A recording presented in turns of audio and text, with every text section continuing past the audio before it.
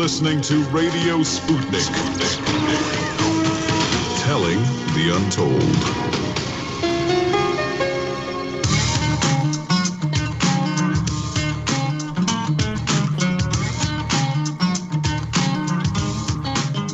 Welcome back to Political Misfits on Radio Sputnik, where we bring you news, politics, and culture without the red and blue treatment. My name is Jamal Thomas. I'm here with my co-host, Bob Schlehuber. Let's get ready to go against the grain. We have an exceptional, jam-packed show for you guys today. We'll start off with the disastrous economic numbers juxtaposed against the news coming out of Minneapolis, Minnesota, of a torching buildings and looting during the protests last night over the murder of George Floyd by cop Derek Chauvin as he kneeled on the throat of a handcuffed, subdued man for 7 minutes as that man begged for life. The media, particularly right-wing media, will focus on the looting, whereas the trillions that was dumped from our treasury into the owner class, that part, perfectly fine. This must be put into proper context because I seriously doubt if any other media organization will do so. But that's why we're here. We'll continue this conversation on events in Minneapolis, discussing police accountability or lack thereof, and how this lack of accountability is implicit or an implicit enunciation of how little Black lives are regarded and is the impetus for the protests that have erupted starting 2 nights ago. Later, we'll go more in depth on the worse than expected job reports released this morning by the Labor Department showing 2.1 million more people filed for unemployment since last week. Towards the end of the first hour, we'll get into the Trump administration seemingly getting serious about pulling troops out of Afghanistan. There's a great piece of reporting by the New York Times that details how a superpower with a $1 trillion military budget lost a war against a decentralized band of rebels. It was a really good story. We'll discuss the latest efforts by the Trump administration to fulfill that campaign promise and extricate those troops out of the Middle East. Starting off in the second hour, we'll get into the tricky politics of Hong Kong and its relation to China. A new piece of legislation that has the United States asserting that the one country, two systems model has fundamentally broken down with an implicit whisper of sanctions against Hong Kong. We'll also get into how the tense relationship between the United States and China affects the relationship between the United States and North Korea, who at this point has become somewhat bellicose and talking about upping their nuclear arsenal. There's a sublime politics here on the issue of national identity, national pride, cultural trauma, and the inability to grasp or even care about cultural sensitivities of other nations and our desperate clawing to maintain hegemony. This is, of course, misses the clear as day reality that we are living in a multipolar world that is being ever more accelerated by the belligerence of the United States on the international stage. Last but not least, it's Thursday. That means the sexiest name show on the network trends with benefits. Now, Donald Trump has been saber-rattling on a policy aimed at regulating fairness of the political views on social media after CEO of Twitter, Jack Dorsey, fact-checked a couple of his tweets where he was spinning spurious claims about Joe Scarborough murdering an assistant. Now, it's ludicrous without a shred of evidence, but that did not stop Donald Trump from hitting the roof and is basically coming out with apparently some policy that is going to put some kind of regulation on social media. Stay tuned for that. We don't necessarily entirely know what that's going to look like, but we will report it when it comes. But let's start here. You've heard me say on more than one occasion, when real men can't sleep, real men do the news. And so, as a real man who deals with insomnia pretty much on a daily basis, I was up 2-3 in the morning doing the news. Now, one of the stories that I came out with was from Mint Press on Amy Klobuchar's role as Minnesota's chief prosecutor between 1999 and 2007. Now, during that time frame, Klobuchar declined to bring charges against more than 24 officers that had killed citizens while on duty, including one Chauvin, Derek Chauvin. The one that we're talking about, that's the culprit, that's the start of everything right now that's taking place in Minneapolis, Minnesota, when he took his knee and rammed it into the throat of another human being that was already handcuffed, that was already subdued, that was not being a threat until that person died. The light went out of his eyes, he ceased to exist, and no more did he function on this reality frame. That's what he did. That wasn't police protocol. That wasn't something he needed to do. You had people who were out there pleading with him to get off the guy, or at the very least check his vitals. He didn't care. He removed his knee off of his throat after he was dead. The key point here is that Amy Klobuchar had the opportunity to press charges against Chauvin and didn't do so. Chauvin killed Wayne Reyes in 2006 and would later go on to shoot more civilians while in uniform. Now imagine for the moment if Klobuchar had did her job and this lunatic might not have been on the street in order to commit this particular crime and this particular murder. It's not just the I can't breathe that's familiar. If you look back at the Garner case, it was also a situation where the guy who used the illegal chokehold was known for breaking laws or or abusing his authority. Again, just like in the Chauvin case, nobody could be bothered to do anything, and that lunatic stayed on the street where he eventually, like a loaded dog, got somebody killed. I had just finished the story when it came out that Minneapolis was in flames. Now, Twitter and all of these other places basically had looting, and you would show buildings and people setting buildings on fire and attacking police stations and attacking police cars and all of this type of stuff. The interesting thing about this was it wasn't entirely blacks.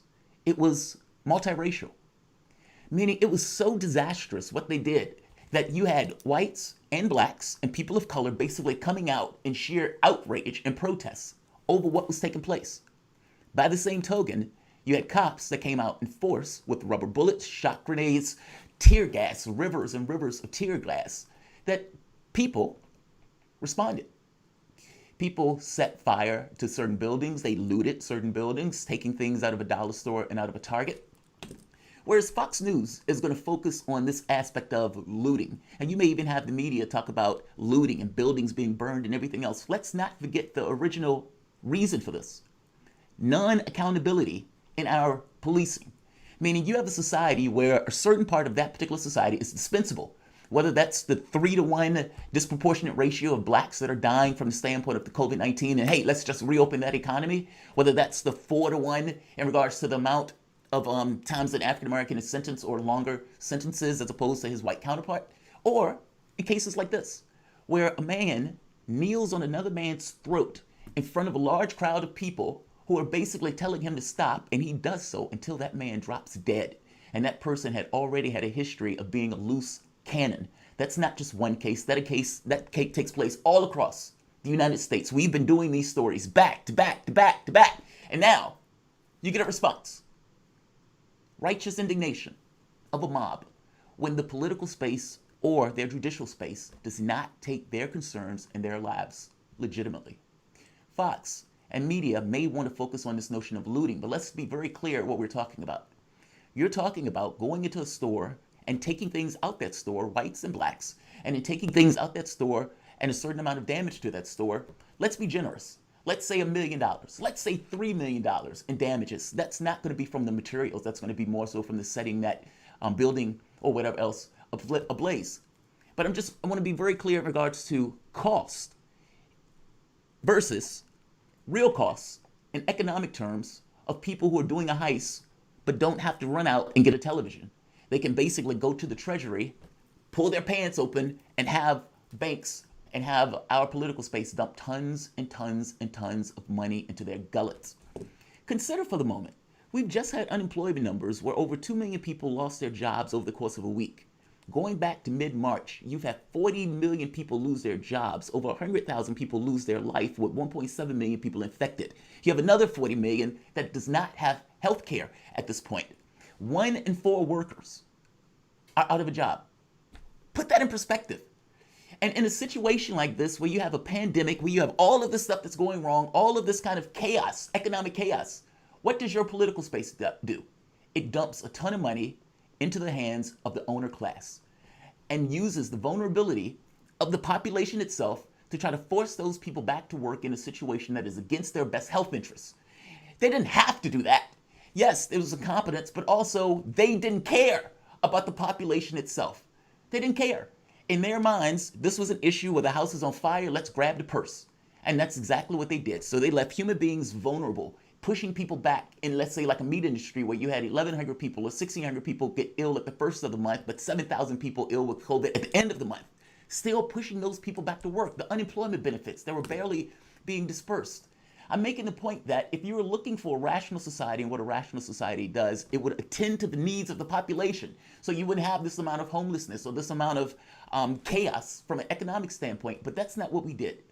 We took our treasury and dumped as much money into businesses as we possibly could. For example, Sonic is one of the 6 U.S. companies identified by Reuters review of regulatory filings that have moved to shield executive compensation from pandemic economic fallout as they lay off furloughed workers.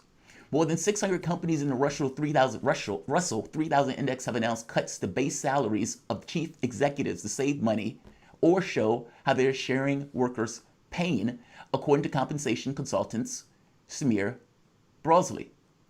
Build-A-Bear, which sells customized stuffed animals, announced 20% executive salary reduction in March as it furloughed more than 90% of its 4,300 workforce. One last one. United Airlines planned to terminate 3,400 managerial and administrative positions. The brutal culling accounts for 30% of United's management and administrative employees. Here's the catch. Forbes reported that the airlines is not going to make this job cut till October the 1st. Why? Because in order for them to keep the $5 billion that they were able to get from the government, they have to keep those workers on for a set period of time. That set period of time ends October 1st. Meaning they can get rid of those workers after getting that paycheck. You're being robbed. That's the point I'm trying to tell you. You're being robbed. They didn't attend to your needs as a society to make sure that you were good. They're going to talk about all of this looting in the context of these people, but they're going to miss the Treasury dumping money, gobs over fists, whether it was in the 2008 economic crash where those people lost their homes while they protected Wall Street, or the 95% of income they gave to the top 1% under Obama, or this, where the house is on fire and they loot the Treasury while screaming at the top of their lungs that robbing a Target and robbing a dollar store is in effect looting. That's going to be the story, missing the point that the real story is the Treasury being used for the ends of the 1%. Bob, this is aggravating because I already know how this is going to be cast. I already know how this story is going to be discussed. Yeah. I guess let me just say on the point of those corporate cuts there, they're cutting benefits. They're cutting pay to the CEO and the C-suite. And what they do is so smart is they basically just give them stock in return to keep them at the company longer. Hertz did the same thing. They lay off 10,000 some people and they say, yeah, sure, we'll cut costs to the administrative C-suite, the CEO and others. But at the same time, they're giving them bonuses to stay on to basically try to retain people as they go through bankruptcy. So the company's going bankrupt. They're laying off 10,000 some workers across the country. But yet at the same time, they're giving bonuses to people that make millions of dollars. I think the average of the CEOs of those 3,000 companies on the index that you mentioned was like $10 million. It's an absurd amount of money. And so a cut to these people comes with then a golden parachute on the back end, which is fascinating. I did want to say on the George Floyd stuff, I think for me, Jamar, this is going, I don't want to go back into the conversation around reparations, but for me, it really shows where people's energy in this country is. And it's really, there's a huge subset of people that are strictly focused on racial issues, and that's police brutality, and people are moving on those issues. And I don't know if it's reparations, but I think people in our electoral sphere really need to be pressured, or we need more people to run that are running on these issues, because Democrats and Republicans in these spaces just do not care about criminal justice reform. They're, the fact Kamala Harris and Amy Klobuchar are floated as possible VP picks shows that Democrats and the Democratic Party and Joe Biden just do not care about these issues on the left. And so there's a huge space there for me, at least when I look at the political calculus, for somebody to both lead a labor movement as well as a racial focused movement. And I thought reparations might be the link between that. But we do need somebody in that political sphere to address this, because here we are, Jamal, year after year after year after year with the exact same stories. And there are no politicians that are rising to the occasion and becoming that national voice on these issues. Like I say, I agree with the politics of the reparations. This is not a giveaway. This is work that wasn't necessarily compensated. And you could see the results of it going through the course of history. It's like, there's no point where time has been untethered at some point. So I agree with you on it. But something needs to be done. I agree with you, man. This is atrocious. Yeah. Heavy hearts here. Jamar, let's take our first break of our show. In the first hour ahead of you here, we'll be talking about the series of uprisings across the United States yesterday in response to the police killing of George Floyd. We'll also talk about the latest job numbers here in the United States, and we'll turn our attention later in the hour to Afghanistan, where Donald Trump is calling for his generals to bring the troops home before the election. I didn't think we were doing timetables, but here we are, Jamal. That's not enough for you misfits out there. We have a second hour for you after that. We're here until 2 p.m. Eastern Standard Time. As always, give us a call, 202-521-1320. You're listening to Political Misfits on Radio Sputnik live in D.C. We're back after this.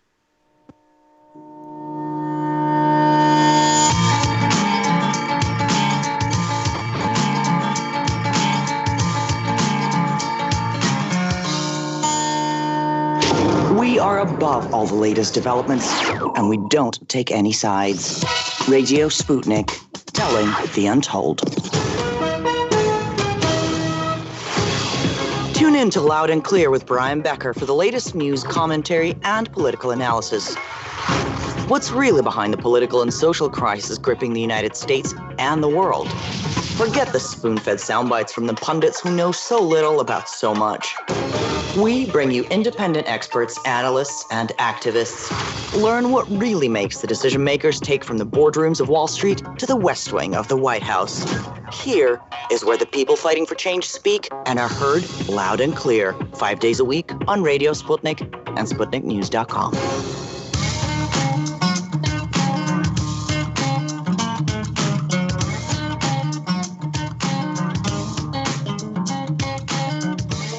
Welcome back to Political Misfits, the show that goes against the grain. I'm Bob Schleber here, sort of, kind of, with Jamarl Thomas. We continue to bring you live programming Monday through Friday through the stay-at-home orders here in Washington, D.C., which apparently phase one, Jamarl, around the corner here, even though we just hit our new spike in cases. So we'll see how that works out. But regardless of what happens, we'll do our best to continue to bring you brand new shows daily. Big shout out to our radio engineers for keeping us live on air. Give us a call, 202-521-1320. Whatever is on your mind, we want to hear about it. And first, though, we continue our conversation around the fallout from the Minneapolis police killing of George Floyd. 4 officers involved in the killing have now been fired, while calls for the officer who killed Floyd through suffocation is also being called to be charged with a crime. Uprisings broke out in several U.S. cities in response to Floyd's death yesterday. In Minneapolis, police and protesters faced off into the evening, where police fired tear gas at protesters, while several local multi-billion-dollar corporate hubs were broken into, including in Aldi's and Target. Additional uprisings took place in Los Angeles and Memphis. Here to talk about all of this and much more is Dr. Philip Stinson, professor of criminal justice at Bowling Green State University, and the principal investigator for the Henry A. Wallace Police Crime Database. Dr. Stinson, welcome to Political Misfits. Bob, good to be with you today. Dr. Stinson, always a big fan of yours, and you're a frequent guest and a favorite guest of By Any Means Necessary when I was over there, so it's a true privilege to have you on our show. I always learn a lot from you, so thank you for being with us. Dr. Stinson, you, for a living, follow and track police crimes here in the United States, a pretty heavy and emotional undertaking. I'm curious how you are feeling and what your thoughts have been in the days following the police killing of George Floyd. Well, it's interesting that you describe it as an emotional undertaking, because it is. You know, as you know, Bob, I have a staff of student research assistants, undergraduates, master's level graduate students, and a PhD level chief research assistant. And it often is an emotional experience. You know, we actually have to take stock occasionally that it's really wearing us down. That sometimes we deal with things that are so ugly and so upsetting that I let my staff know it's okay to take a break. You know, maybe you need to go for a walk or go jogging and take an hour or two off and just sort of refresh yourself, because you deal with stuff on a day in and day out basis that's ugly. Every once in a while, this comes to our attention that is so disturbing that even after all these years of studying police crime, looking at records and videos and news articles, tens of thousands of cases since 2005. Occasionally there'll be a case that is so shocking that it actually brings me to tears. That's what happened when I watched the video earlier this week, 1-minute video of what happened in Minneapolis. And it's just, nothing was the gleeful application of street justice by an out-of-control cop. And we learned several things from it. Ugly thing, and it's peeling back the curtain. Culture. And even though officers were well aware citizens were recording on video with their smartphones, the officer continued to kill a man who was no threat to the officers at all at that time. It's just cold-blooded murder. Yeah, it was quite heavy and indeed. And these things, as we've talked about on this show, and obviously others are well aware, these things are compounded and crises and emotional undertakings. These aren't the first time these type of killings have taken place. And I'm going to sadly say they won't be the last time. And people often wonder then what made the community so upset. And they don't look back to history to say, you know what? Thurman Blevins in 2018, who was chased down and shot in the back by a police officer. There was no justice for him in 2018. Those officers had charges brought against them, but they were released. And we all know the case of Philando Castile in 2016 in Falcon Heights, just outside of Minneapolis. He was also killed on camera, and no charges were brought in that case. And so we have to remember that these killings come on top of past killings that no justice was ever found, and there still isn't peace in these communities. Their officers were fired there pretty quickly, Dr. Stinson. I'm curious, again, we go through the same process each time we're in these situations. Officers are fired. There's calls for criminal charges to be brought. Often those charges aren't followed through on or people aren't found convicted. I'm curious how you think this is going to play out and kind of what are the next steps as we move forward. I think the best evidence of how this will probably play out is to look at what's happened in the recent past in the Hennepin County Prosecutor's Office. Go back to a year or two back, the prosecution of a police officer named Muhammad Noor. The prosecutor, the elected prosecutor in Hennepin County, Mike Freeman, he gave a lengthy press conference when he announced charges were being brought to the officer. And he pointed out that this is a case that's going to be difficult to obtain a conviction. We're doing it because it's the right thing to do. We're here to seek justice. And many prosecutors in this country are in it to win. Think of their conviction rate. They won't bring charges if they don't think they can win the case. And the one thing we know about Mr. Freeman and his office, that they're there to seek justice, do the difficult things. They're going to bring the difficult cases, and there's probable cause to do so. So, in fact, if you look back at that press conference where they announced the charges against Muhammad Noor, he actually cited my research several times during the press conference to point out this is not going to be an easy case to obtain a conviction. We know what we're getting into. We know why it's going to be difficult. We know the variables that make it more difficult than in other cases. We're doing it because it's the right thing to do. Another thing we know from Mr. Freeman in his press conferences over the last few years is that he mentioned in that case that for the first time in his career, felt that the Minneapolis Police Department was, in many regards, officers there, detectives there, were stonewalling, were trying to impede the investigation of the prosecutor's office, and that it took longer than expected to bring charges because they had a very difficult time putting their case together. Their usual partners in law enforcement doubt. They weren't. They were throwing up roadblocks. They were making it difficult. And I'm not saying the whole department, but I'm saying apparently the problems were so severe with some individuals they had to deal with during the investigation. It impeded their investigation. That was what Freeman was exasperated in pointing this out. That that's not the way it's supposed to work, and that's not the way the prosecutor's office is set up.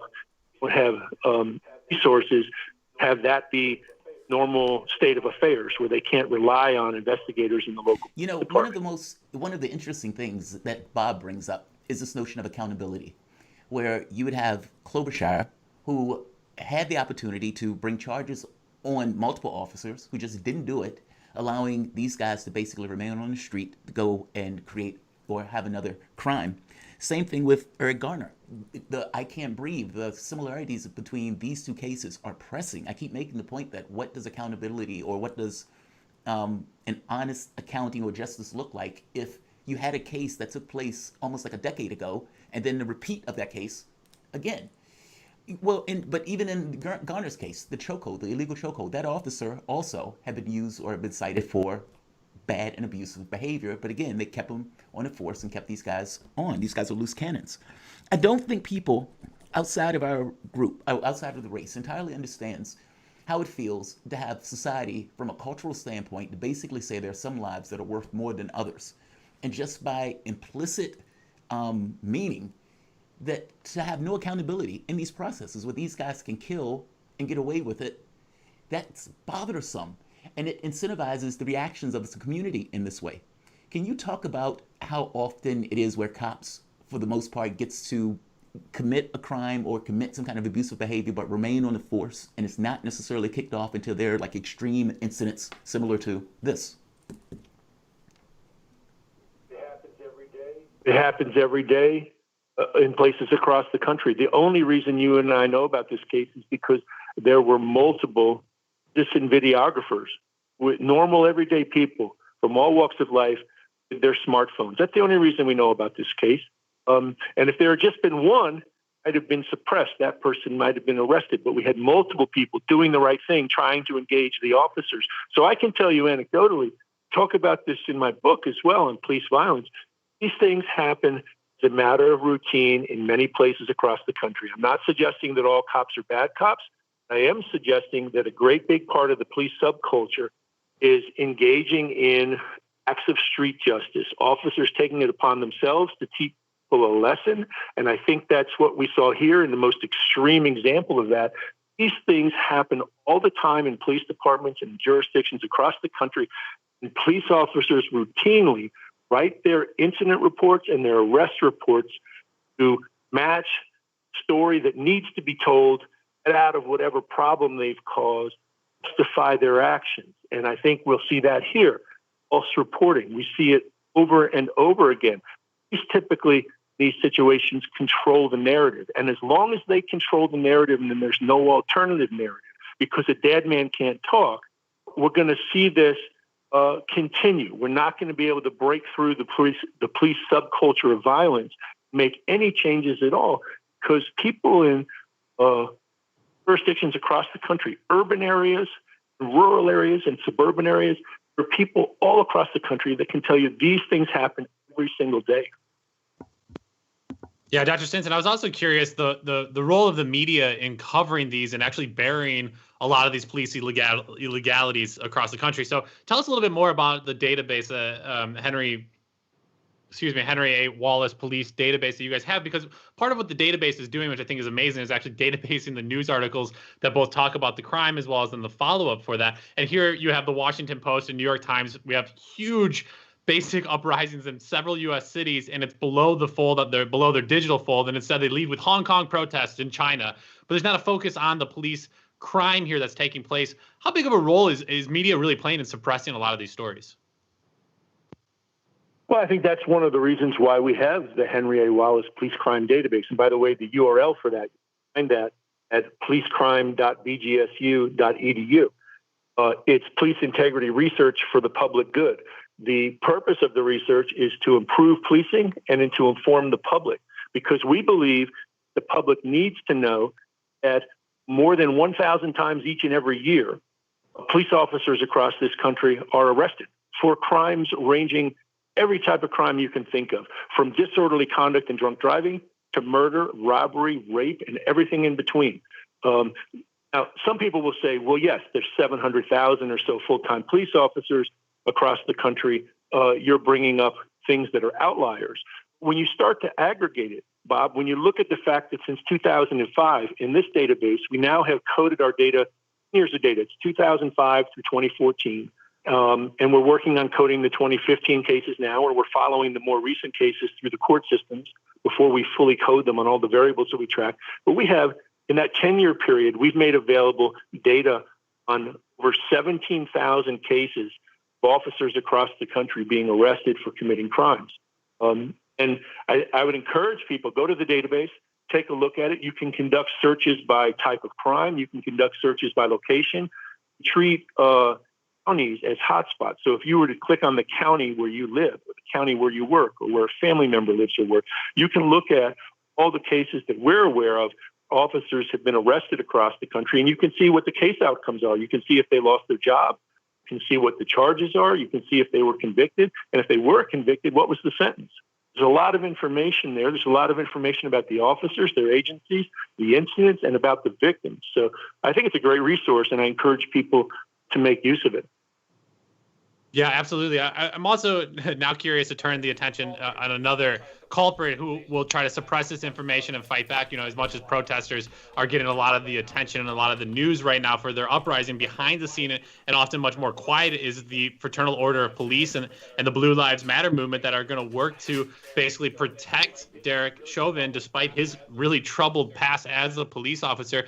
Tell us a little bit more about how those forces come into play in a moment like this.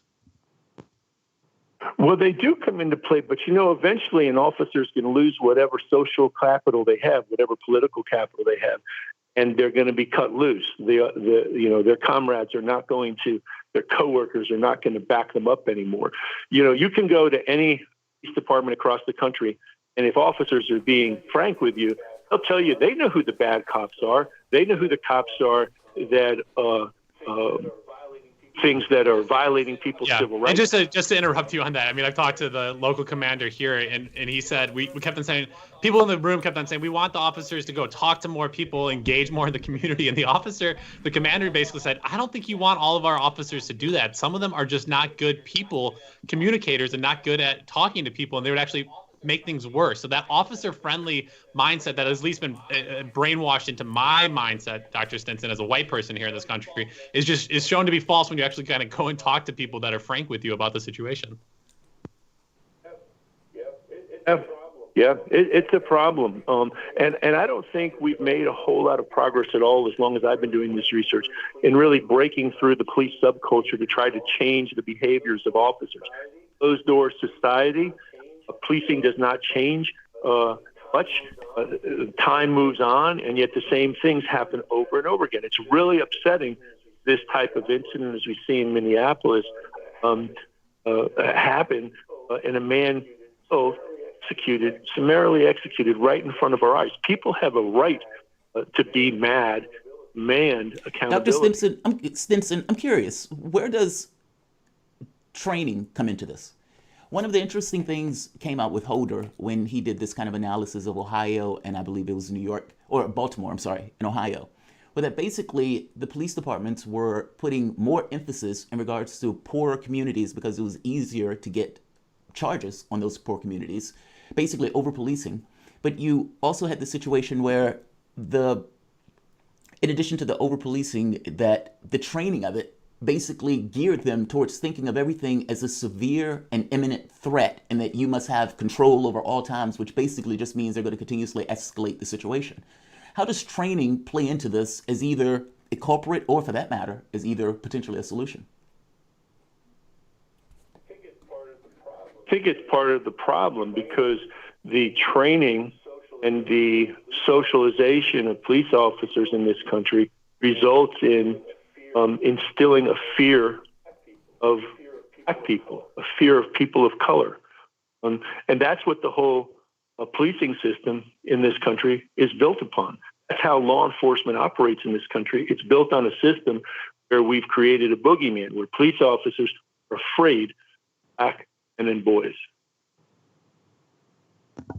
Yeah, and it's used as a big propaganda tool here in Washington, D.C., where they'll talk about doing like an off-day training around implicit bias, as if all of our implicit biases will disappear in a matter of one afternoon training. I just implore people, that was a great question, Jamal, implore people to look into the actual process of becoming a police officer. It's not a 4-year degree. It's not a deep social justice training process. There is no social work aspect to it. These officers are cogs in a wheel. They have very short training. A lot of them grow up and are given a gun and basically impunity to kill. And that's what we've seen in Minneapolis. So whatever you think about the police out there, and if there's a good officer that you really care about, remember that it's about the larger system. And as long as the larger system exists, there'll always be the Chauvins of the world that are killing unarmed people in this country. With that, though, we are out of time with Dr. Phil Stinson, the professor in criminal justice program at Bowling Green State University. Dr. Stinson, just remind people again where people can find that Henry A. Wallace Police Crime Database online, as well as your book.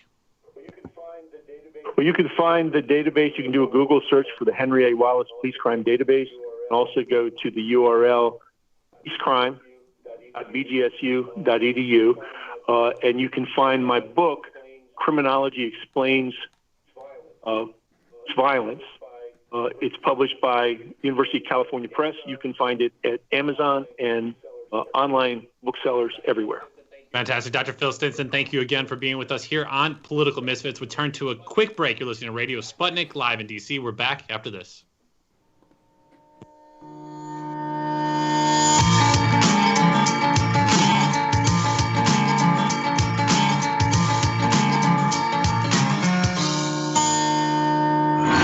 Feeling kind of blue, but maybe also kind of red, and kind of purple, and kind of alone? You've got a friend on Radio Sputnik.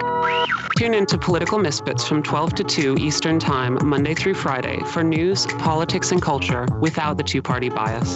Catch us daily on 105.5 in Washington, D.C., or 102.9 or 104.7 in Kansas City. Or find us on Twitter, Facebook, YouTube, Spotify, or wherever you get your news. Shooting from the lip. We're taking no prisoners here. Real opinions for real people. Where we bring you people with controversial views, and instead of trying to catch them out, we actually let them expand on their views. What's going on in British politics, European politics, and indeed in world politics as well. And wherever you are, whether you're a UKIP supporter, a Tory or Labour, everything is in turmoil. John Gaunt. Shooting from the lip.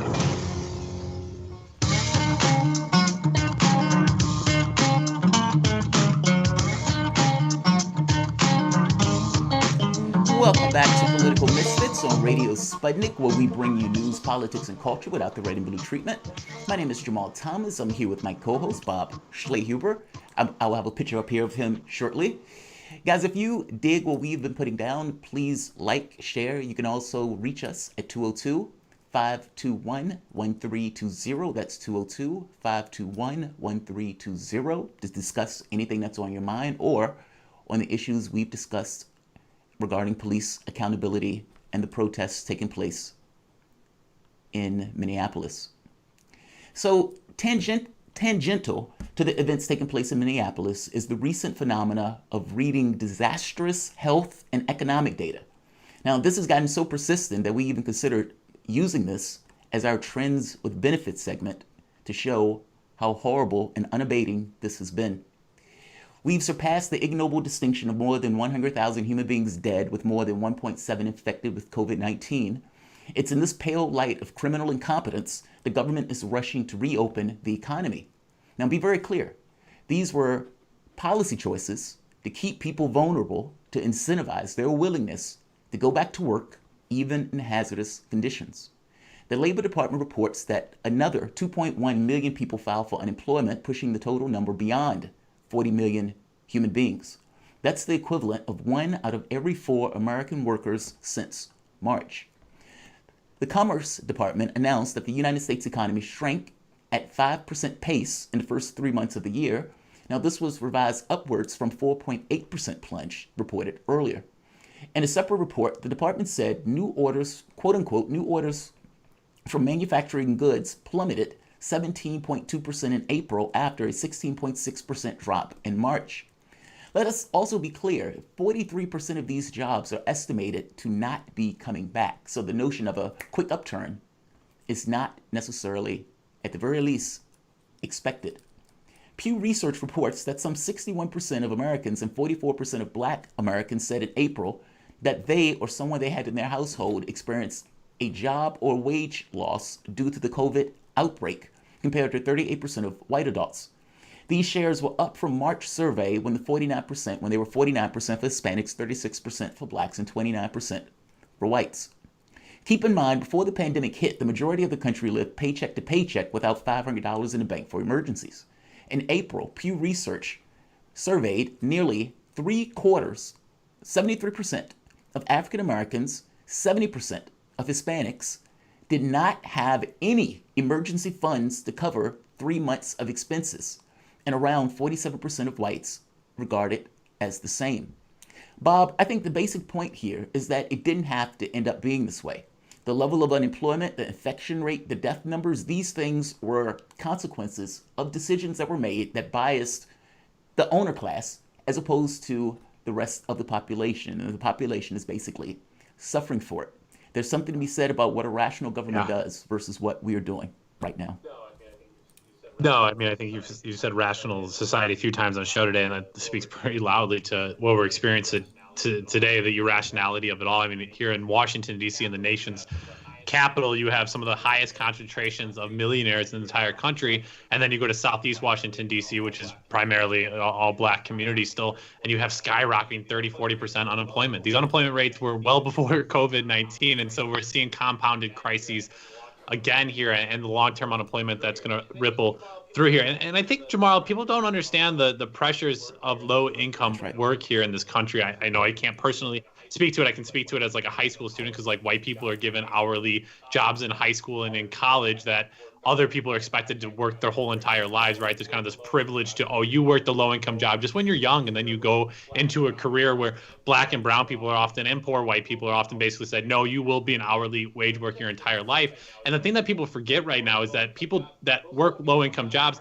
those low income jobs aren't actually in the communities that people can live in, right? Like your Target, your Whole Foods, these big box stores, the Amazons, like they're not in these poor communities. So people on top of having to basically have low income have to travel extreme distances to even get to the work, Jamal, which is an additional cost and an additional health crises right now. And so, yeah, you have that. You have an irrational government. We have the White House now reportedly hiding job forecast numbers into the future so they don't have to admit how bad things are going to be, basically lying to us on top of it. And Donald Trump's concerned that Twitter is like fact checking the guy when he's out there lying directly to our faces. And if you just look around and pay attention, I think that's what people are really having to do for the first time, Jamal, is really kind of take stock into the jobs around them and where people are working into their communities, where oftentimes people are kind of shielded by, I just have my own family, I have my own hobbies, I don't want to care or look around me. Now people are having to face and stare exactly into that society. Yeah, they have to stare into the abyss.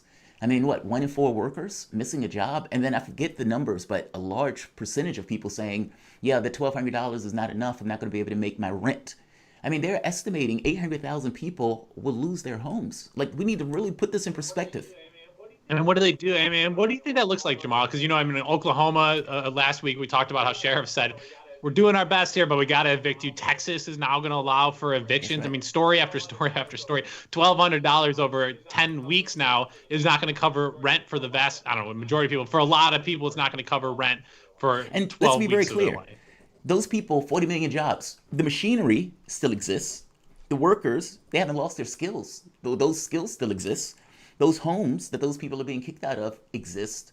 You just have like this kind of a weird system where people need things, be it food, or you have these farmers going through shooting their cows in the head or shooting their pigs in the head, crying as they do it because, it's like, well, no, we don't have anywhere to do with these resources. It's like, but you have hungry people. Why are you killing these animals? Yeah, what's the equivalent? They're just going to tear down people's homes and be like, sorry, you can't pay for it. We got to tear it down. But that's our world. I mean, it's an irrational society.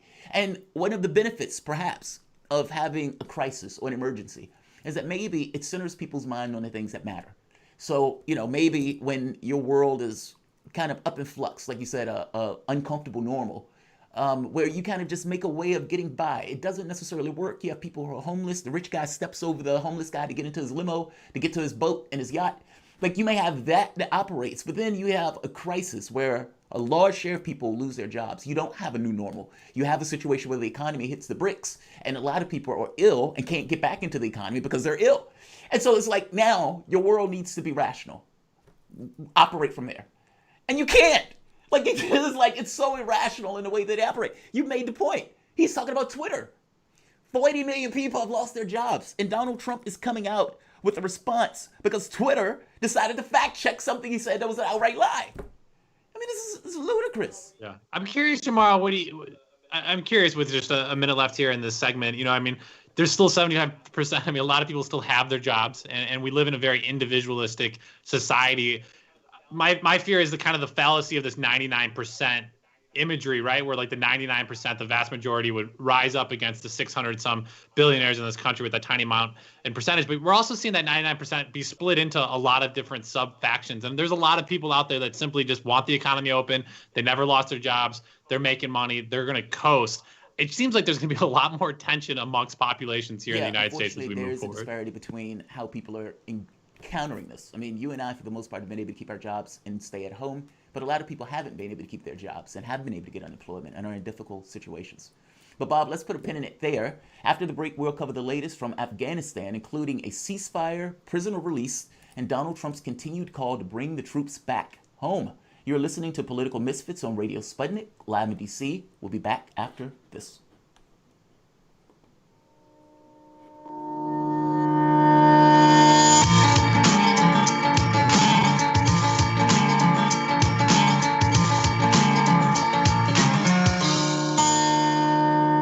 By Any Means Necessary is your guide to the movement and efforts shaping the world around us, from mass incarceration. No longer am I interested in or concerned with prison reform. I am interested only in the eradication of prisons. To the battle between police and water protectors. It was a pretty punishing disregard for the sanctity of human life, that unleashing water cannons on peaceful, prayerful water protectors. From efforts to protect the environment. The climate movement is ready to, with plenty of opposition research and force and strength, along with, the right of both science and morality, to fight them on this. To the movement for Black lives. When I first saw the Michael Brown video, and I saw that it clearly contradicted the narrative put forth by the Ferguson Police Department and by police supporters in general, 3 words came to mind: color me shocked. Stay tuned to By Any Means Necessary, 5 days a week here on Radio Sputnik.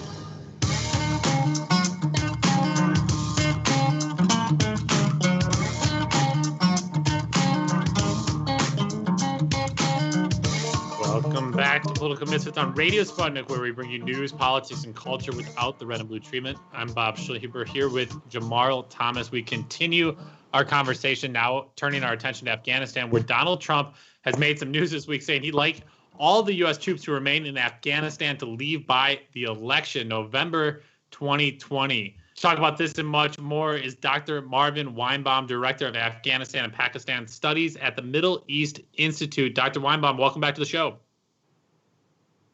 Thank you.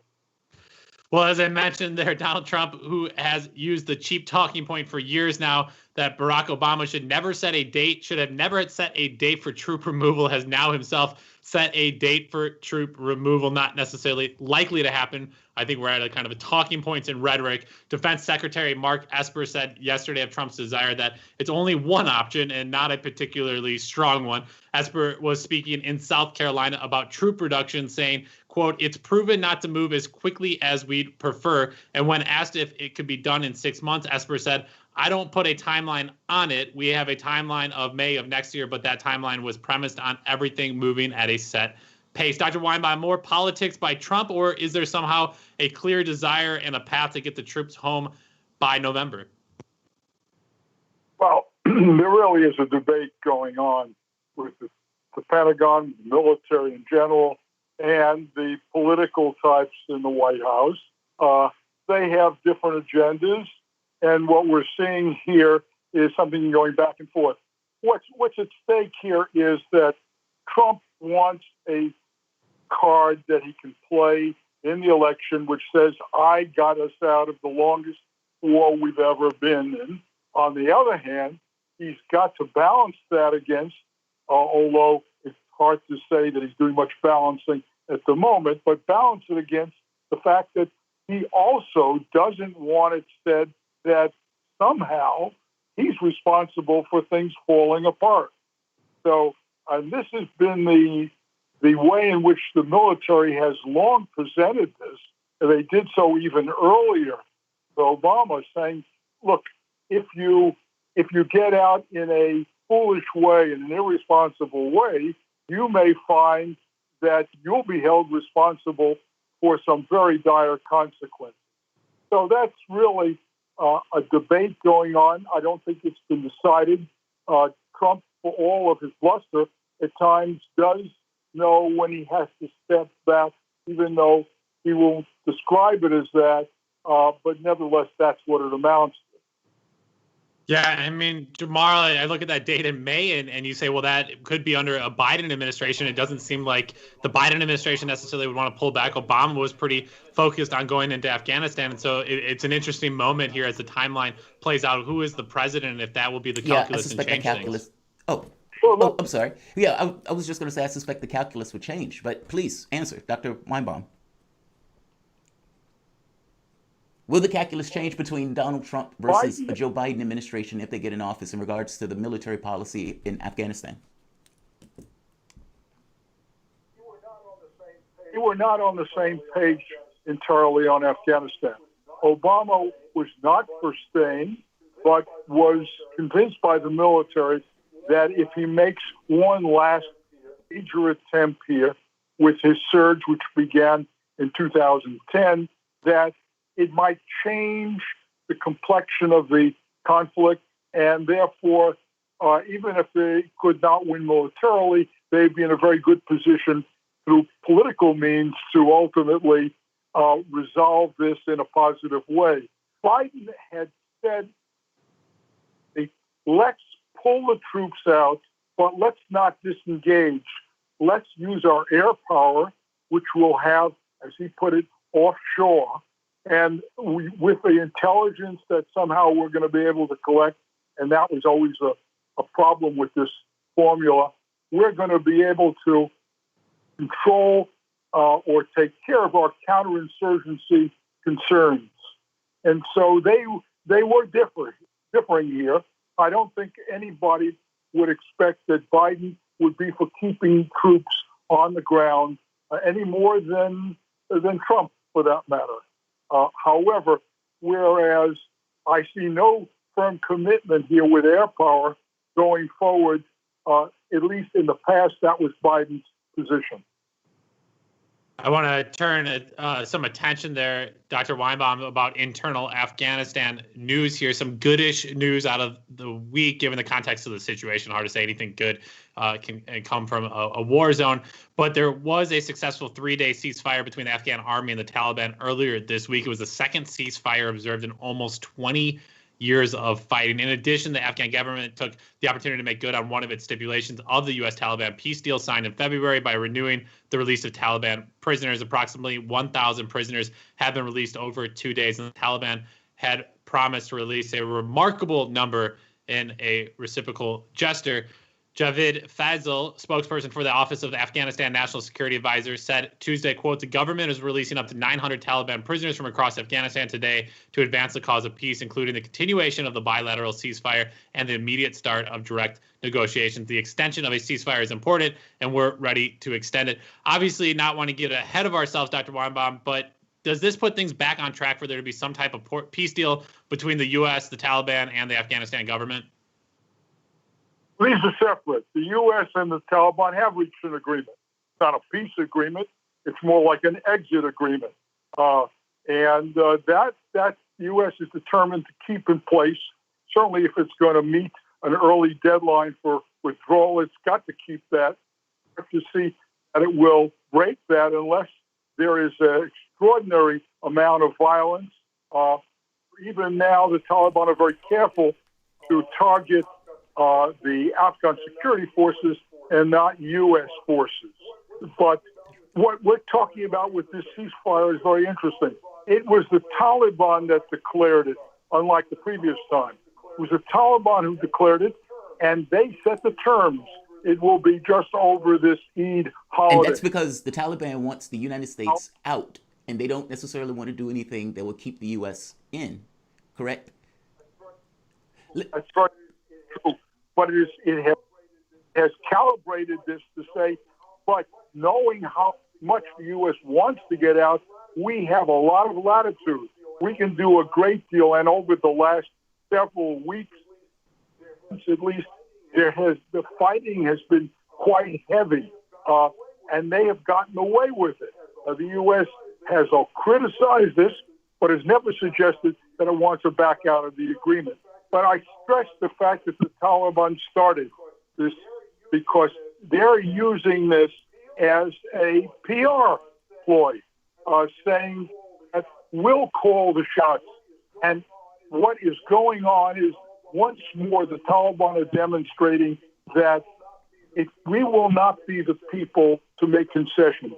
It's got to come from the other side. So as you see, the government, which said it would not go beyond 1,500. Now it's going to a total of 2,000. And the Taliban is, no, we want something closer to 5,000. Some particular prisoners who we consider high value released. So in the U.S. nations with the Taliban, and we're seeing now and seeing throughout this entire peacemaking process such as it's been, is that the Taliban have yielded on nothing important. It has been the government which has made the concession. And the Taliban are considered, are bounding on it, depending on this. And they're doing it because they're using their military strength to leverage ultimately a political victory, a victory which would give them, without having to fight, in the cities, would give them effectively control of a... Dr. Weinbaum, I want to hit that for the moment. Now, because the New York Times had an amazing piece out where it basically was asking the question, how did a $1 trillion military budget with all of this sophisticated air power, bombs, munitions, etc., all of these trained troops and whatnot, how did that lose to basically a band of rebels in a decentralized military structure? And it goes into explaining how many of the people who are now negotiating were in Guantanamo Bay at one point, how many of these guys have separate jobs while doing also the war fighting. Can you explain how we lost this war in Afghanistan? I found that to be a phenomenally interesting story. Look, this is the U.S. forces are trained for a very different kind of war. Now, they've tried to adjust to a war of counterinsurgency, but it's very difficult. A large part of it has been because the Taliban had sanctuary in Pakistan, and the rule is you don't defeat any insurgency that has sanctuary elsewhere. So that was a starting point. But even more important than that is the fact that the government had formed 20 years ago, nearly, that government has really been its own worst enemy here. Had this government been unified, had it been able to avoid corruption, had it been able to deliver what was promised, really, as far as people are concerned, I think that the Taliban would have made no inroads. The combination of the Taliban's method of operation together with the failure of the government to meet the aspirations of the public, and ultimately a public that really is not preferable, does not find preferable the Taliban.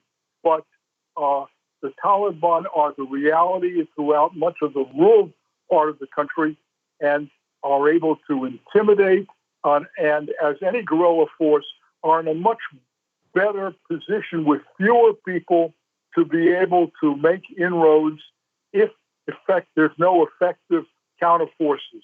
And so this is where we've been. Yes, but this isn't the first time that we've seen guerrilla forces being successful. There's one particular element here, though, that's important. Where we've seen wars like this end, it's because there was an agreement in which both sides were able ultimately to compromise. And I come back to the point I made just a while ago. What's different here is they're fighting for ideological reasons, not just for power. And in doing so, there's little or no room for the Taliban to relent on anything that they consider their principle. And their principle is based on the fact that they believe that everything they're doing here is sanctioned by Islamic law. There's a real difficulty on the Taliban's part here to deviate from that and also keep the faith of the very people who they have been counting on. Thank you, Dr. Weinbaum. With that, we're out of time. With Dr. Weinbaum, Director of Afghanistan and Pakistan Studies at the Middle East Institute. You can learn more at https://www.mei.edu. Dr. Weinbaum, thank you again for joining us. You guys are listening to Political Misfits on Radio Sputnik, live in DC. We'll be back after this.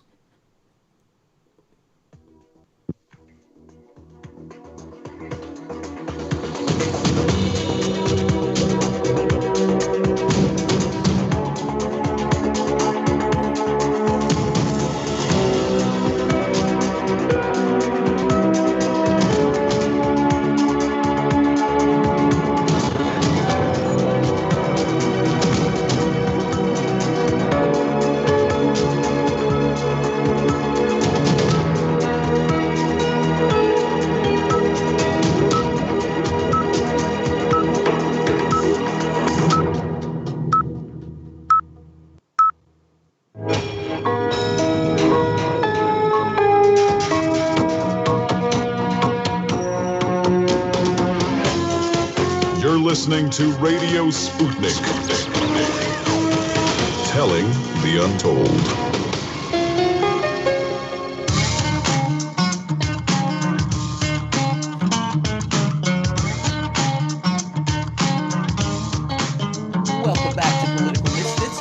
Sputnik, where we bring you news, politics, and culture without the red and blue treatment. My name is Jamal Thomas. I'm here with my wingman, Bob Schlehuber. We still have lots to cover over the next hour, including the sexiest named segment on the network, Trends with Benefits, with an expected policy announcement from one Donald Trump after throwing a bit of a hissy fit over being fact-checked by Twitter. As always, your chats, tweets, and calls are amply appreciated. You can reach us at 202-521-1320. That is 202-521-1320.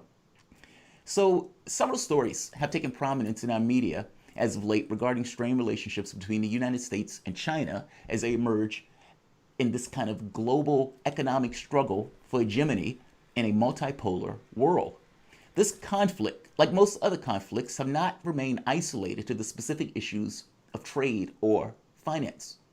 One front that has evolved is Hong Kong, and the language Western media uses to describe the events that are currently taking place in Hong Kong, not to mention the cultural sensitivities between this relationship between Hong Kong and the United States and Western intrusion. This also spills into the stalled peace process with North Korea and the recent reports noting a renewed concentration on the country's nuclear arsenal. To discuss, we're fortunate to be joined by Walter Smolarek, Sputnik News analyst and producer of the great show Loud and Clear. Walter, welcome back to the show. Thank you very much for having me. Absolutely. Thank you very much for having me. So, Walter, the protests in Hong Kong have taken on somewhat of a renewed vigor, with basically the United States stating that the one country, two policy program has basically folded and has hit the bricks. Now, the wild part about this is this program was always expected at some point to start to decline. It was expected, 40 years in advance, but everyone is pretending like this is all of a sudden a new thing.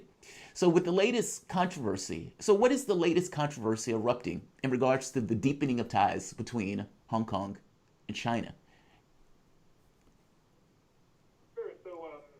Sure. So just to start on that one country, two systems point that you raised there, I mean, that's kind of to understand this whole thing. Hong Kong was a British colony until the end of the 1990s. And so there was a negotiation between the UK and China about how decolonization would work in Hong Kong, how it would be returned to Chinese sovereignty. And part of that negotiation is that the new Hong Kong government, which would have a great deal of autonomy, right? That's where the two come from, right? Hong Kong is part of China, one country. It has its own political and economic system, two systems. Part of that arrangement, a fundamental part of that arrangement, is that the Hong Kong local authorities would be obligated to pass a national security law, a law governing, in this case, secessionist activities, things that are considered to be destabilizing to the political and social system in China. The Hong Kong legislature has failed to do that. They've had, well over 20 years. And what was taking place in Beijing this week and is continuing to take place is what's called the two sessions, right? So this is the annual sitting of China's legislature. There's something called the National People's Congress. So that's one of the two sessions. And then the other thing is called the Chinese People's Political Consultative Conference. And so sort of the big, blockbuster, decision-making gathering of the Chinese leadership that happens on a regular basis. And so the Chinese central authorities have basically said, okay, well, look, Hong Kong Legislative Council, if you're not going to pass a national security law, obligated to, we're just going to go ahead and pass one. Now, the national security law, so that's the deepening of ties. That's basically the controversy that is taking place right now. And by the way, the United States is also trying to impinge itself into this. How is the United States getting involved in this, what seems to be a matter internal to China? And is the United States really considering putting on sanctions on Hong Kong? Well, it has to Sure. Well, it has to do with economic relations between the United States and Hong Kong, which, because of the one country, two systems policy is sort of on a different track than U.S. Economic relations with, China as a whole. So, there's more favorable terms, basically, that Hong Kong gets because it's considered to be, a quote-unquote market economy, a capitalist economy. And so, the restrictions on Hong Kong businesses and what the United States can do in Hong Kong are much different and more relaxed than it is for the rest of China. And so what Mike Pompeo is doing is basically saying, well, we're not going to continue with that arrangement. Hong Kong will be treated businesses in Hong Kong will be treated just like the rest of China, which is something that's, harmful to their bottom line. And the rationale, as you said, is that now the Chinese government has passed this national security law.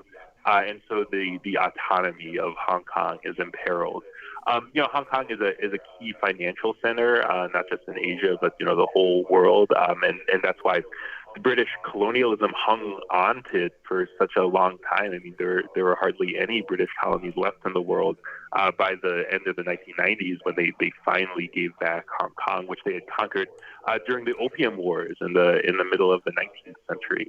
And so the economic status of Hong Kong, the sort of separate status that it enjoyed, was very important. And now that's being threatened by the State Department and the Trump administration. Yeah, Walter, we shared, our fantastic producer Michelle Whitty shared that story that the U.S. may sanction Hong Kong, and then I read it and I couldn't process it, and then I actually went and found the article later, and I had to read it twice myself before I could process it, because I was just like, what in the world is the strategy of the Donald Trump administration? I mean, it was on one day we were trying to rally the troops there in Hong Kong and get all the students excited, get people out there, and then now we're saying we're going to sanction Hong Kong, but at the same time, I have to imagine that it's all rhetorical, and I have to imagine, and this is ridiculous for me to think that the Trump administration will be level-headed around this, that they know that Hong Kong is not the economic hub for China that it once was. I think when they came back online, or whatever you want to call it, in 1997, they were 25% of the GDP there in China, and now there's major Beijing, Guangzhou, Shanghai, I mean, these major financial hubs that China is in a much different situation than it was 25 years ago. But yet the United States is somehow treating Hong Kong as this entity that is the Death Star for the Chinese. So I'm curious, what do you think the Chinese administration, I mean, are they laughing at this at some point with the crisis and the COVID-19 just outbreak here in the United States is so rampant? Are they actually concerned about this? And they obviously don't want bad relations with a major trade partner like the United States, but then they're sitting on huge amounts of U.S. debt. What do you think the Chinese are thinking about this latest move by the Trump administration? Well, that's a very important point I think you make about the relative importance of Hong Kong and how it's diminished as China has, so rapidly developed over the last few decades. That's certainly true. There's other financial centers and manufacturing centers and trading centers that, play the role that might have been sort of essential and unique to Hong Kong a few decades ago. Certainly true. So it's less important for that reason and less likely to sort of destabilize the whole of the Chinese political system. I think for sort of political and maybe even historical reasons, that's why it's really taken so seriously by the Chinese government. China went through like the century, what's referred to in China as the century of humiliation between the middle of the 1800s and the middle of the 1900s. And sort of a core part of that was the dismemberment of China. It's like a classic imperial divide and conquer strategy. Different sections of China would be ruled by different Western powers or by different warlords that were clients of different Western powers. And so the Chinese Communist Party, I think rightfully considers one of its main achievements throughout its history to be the unification, like the territorial unification of China.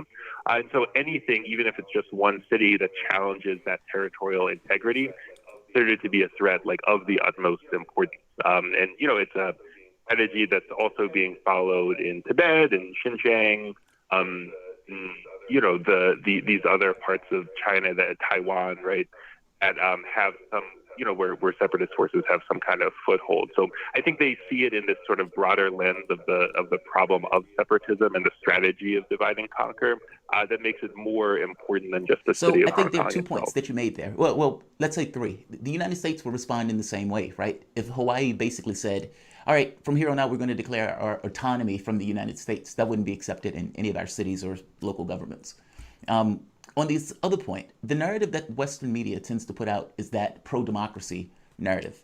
That basically that all of these people have been setting police stations on fire and have been beating up protesters or beating up some of the people who were basically pro-Chinese because they were animated that the two systems idea was going to fall apart and that they were going to be under the control and domain of China and their autonomy was going to fall apart.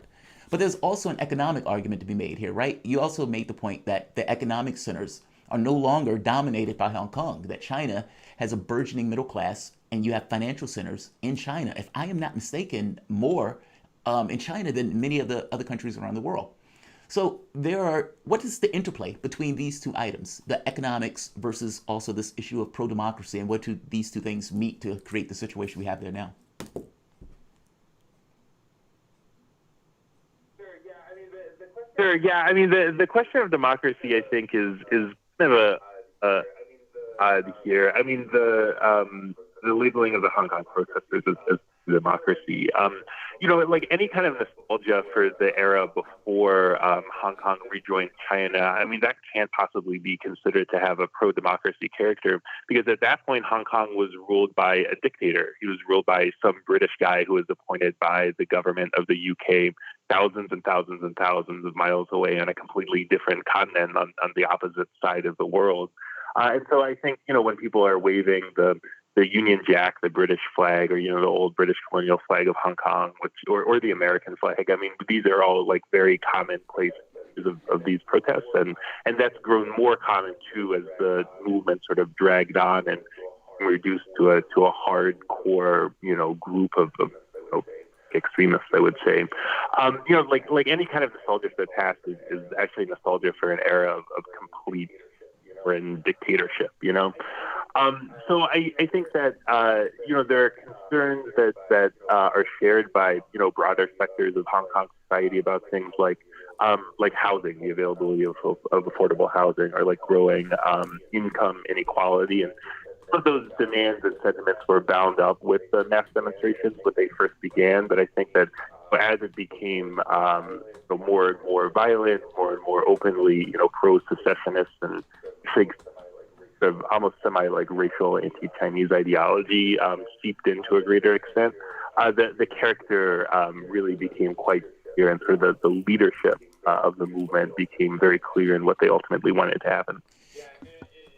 Yeah, I mean, an interesting protest, to say the least, when I was there last year, Walter. And I mean, the thing that was amazing is there was plenty of people in Hong Kong that were against the protest to the degree they had reached about the violence. It was just something that wasn't widely accepted across the communities there. And it's still one country, so there's a lot of people that were moving back and forth between mainland China and then Hong Kong that were just simply saying, look, this isn't representative of us. And we heard a lot more of those economic calls. And Jamar, we've talked about this a lot on Political Misfits, is the way in which the U.S. media has gone to silence labor movements or not talk about economic inequality in this country. So surely they're not going to cover it abroad. And I'm always amazed, Walter, too, at the coverage that these protesters get. They're all in black, not much different than Antifa here in the United States.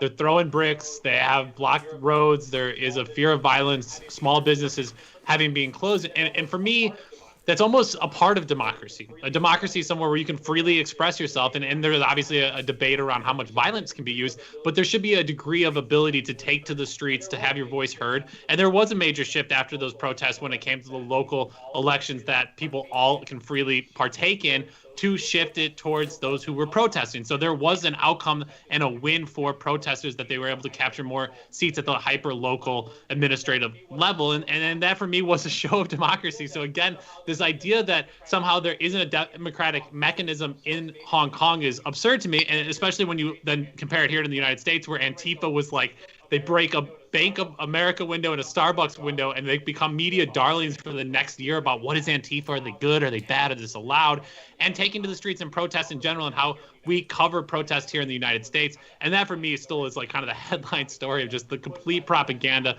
pushed by the West at the expense of the citizens of this country that they're supposed to kind of be on the quote unquote side of. That, for me, is needing to always be highlighted and for people's attention to be called to it. I completely agree. There are so many, politicians and media pundits who are today talking about, the looting of the Starbucks in Minneapolis. I mean, not of the Starbucks, of the Target in Minneapolis. Like it's the worst thing to ever happen. Mourning the loss of this Target.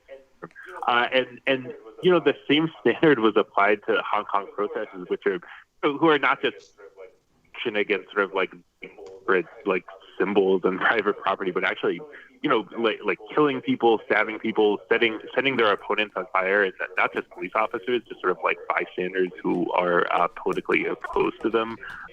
If any of that happened inside of the United States, if an oppositional protest movement, especially one that had, was demanding radical changes to the political system of the country, took place, the demonization would just be through the roof. It would be nonstop, and the repressive measures I think that the United States would take would pale in comparison to anything that happened in Hong Kong. Yeah, just to make your point, there's $62 billion revenue there for Target. One of their nearly 2,000 stores is not going to bankrupt them. Walter, I wanted to ask you a little bit here as we continue on Political Misfits on Radio Sputnik 202-521-1320. In more of a tit for tat of idiocracy on this note about the U.S. and China war going on here, New York Times reported today that the U.S. is set to expel Chinese graduate students with ties to Chinese military schools. The article reads, quote, "The Trump administration plans to cancel the visas of thousands of Chinese graduate students and researchers in the United States who have had direct ties to universities affiliated with the People's Liberation Army, according to American officials with knowledge of the discussion. The plan would be the first designed to bar the access of a category of Chinese students who overall from the single largest foreign student population in the United States. The visa cancellation now, Walter, could affect at least 3,000 students, according to some estimates. This is a tiny percentage of the approximate 360,000 Chinese students in the United States, but some of those affected might be working on important research projects. The article goes on to talk about how universities are pushing back because the students are engaged in important research and that they have lots of money and pay for things. That's what was troubling and upsetting people the most. Impressive, very little in that article was talking about the new wave of a Red Scare and what that can mean for Asian Americans and Asians here in this country, or focus on the basic civil liberties we should all uphold as a global society. But Walter, this latest effort and the focus on the Chinese student is not a new thing for the U.S. government, especially the FBI. Yeah, that's completely right. And I think your comparison with McCarthyism, with the Red Scare, is totally accurate here. Under the guise of, preventing Chinese spying. And really, I mean, what this means is making sure that it's U.S. billionaires and not, Chinese tech companies that dominate the international technology market, because that's sort of how this is all framed. It's like, oh, China is trying to steal our technological and scientific research, the private intellectual property of U.S. companies, and they're trying to overtake us, that their economy becomes the fifth economy in the world. The rationale there, I think, obviously, even if it were true that there is some massive Chinese spying ring going on, it's just to protect the profits of, Mark Zuckerberg or, Jeff Bezos or any of these other tech billionaires. But that being said, I mean, there is no massive Chinese security. I mean, countries spy on each other, right? I mean, certainly there are many U.S. spies in China right now, I'm sure. I mean, every country, major power spies on every other major power. But the hysteria that's being consciously cultivated, not just by the media, but also by the Justice Department. I mean, they're actually effectively giving the different, regional U.S. attorneys essentially a quota to engage in anti-China prosecutions. It's to consciously prepare public opinion for a long period of really, really sharp and potentially catastrophic confrontation with China. Certainly, one of the effects of that will be, the intensification of anti-Chinese and just generally anti-Asian racism. We've already seen it, and I'm afraid yeah, it'll get and worse. That needs to be emphasized. I mean, because that can't be underestimated. I mean, think of our policy in regards to Russia when the Trump and Russia stuff happened. And my thought at the time was, politics doesn't just stop the moment that people stop talking about something. That stuff has a certain momentum with it, that it gets unpredictable in regards to how the population and what the population is willing to accept when it's pointed at somebody you've basically demonized.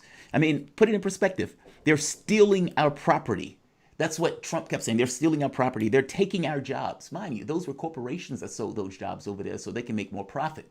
That wasn't the Chinese stealing your jobs with nothing else. Deal with your own companies. They're responsible for COVID-19.